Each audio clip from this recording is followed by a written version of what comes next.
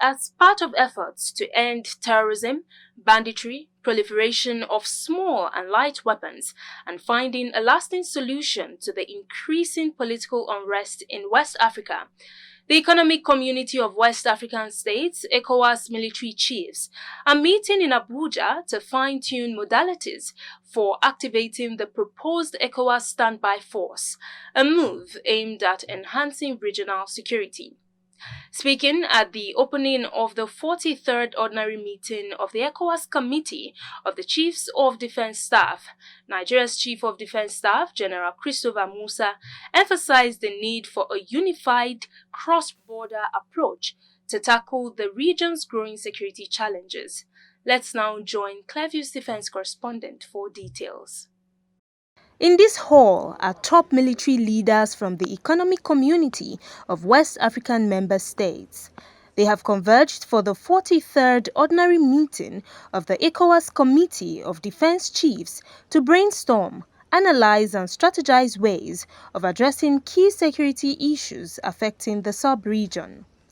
Top on the agenda is a critical review of pledges for the ECOWAS Standby Force and Counter-Terrorist Brigade to counter terrorism and other forms of insecurity in the region.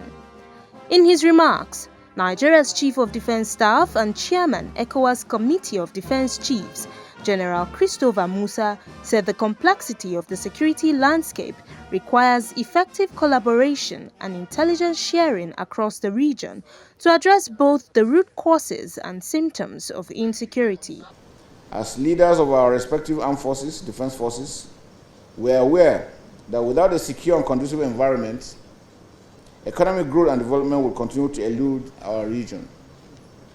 We must therefore support our political leadership by entrenching conducive and secure environment for economic development to thrive, recognizing that today's threats are not only complex and adaptive, they pervade and in cases transverse countries in the sub-region.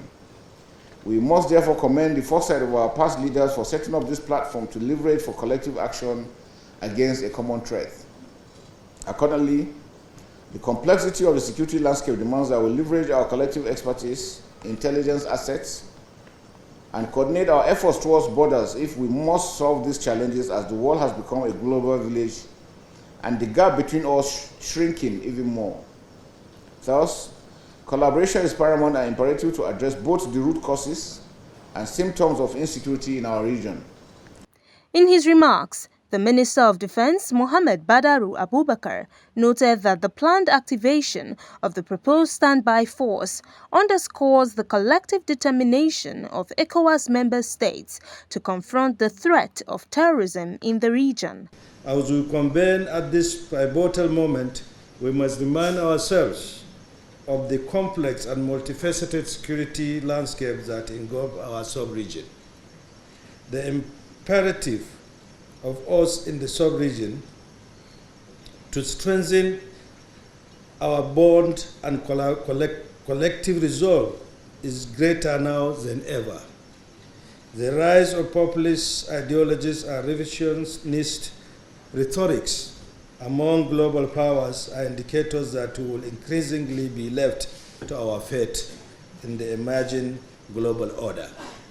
We must, as a sub-region, therefore recognize that our strive towards economic growth and development will invariably be fundamental on a homegrown sustainable peace and security.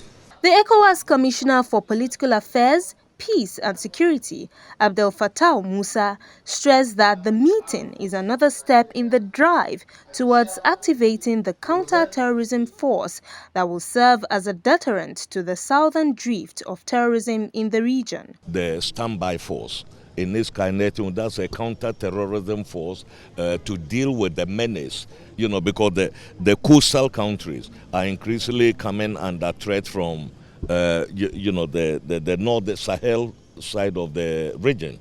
And we need to, come together with our armed forces and other things to have this brigade that will be a deterrent, to the southward drift of terrorism in our region. So this meeting is another step, in the drive toward the activation of the counter-terrorism force.